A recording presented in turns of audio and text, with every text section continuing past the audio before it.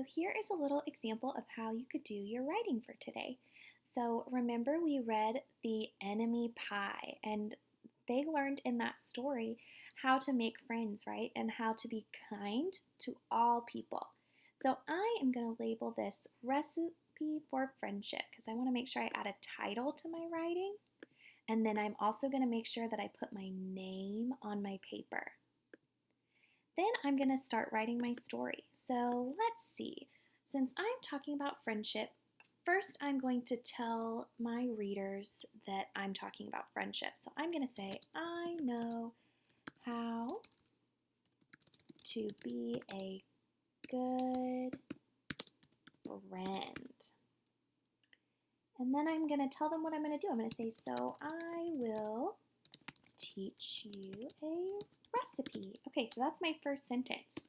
Notice how I have a period at the end and I have a capital I at the front.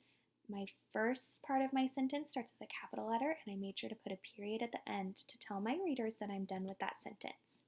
Now I'm going to give them examples. I'm going to give them that recipe. I'm going to give them examples on how to be a good friend. So I'm going to say, to be a good friend, I will share with other people. That's my first idea. I think sharing is very kind, so I'm going to tell them to share. Another thing that I really like in a friend is when they listen to me. So I'm going to say, I listen to my friends when they are talking. That's going to be my next sentence. I listen to my friends when they're talking. Let's see, how about one more thing? I love it when my friends cheer me on when they support me. So I'm going to say that friends are supportive. Big word, supportive. So I will cheer on my friends. Now remember that your writing should look different than mine, right? It shouldn't be exactly the same.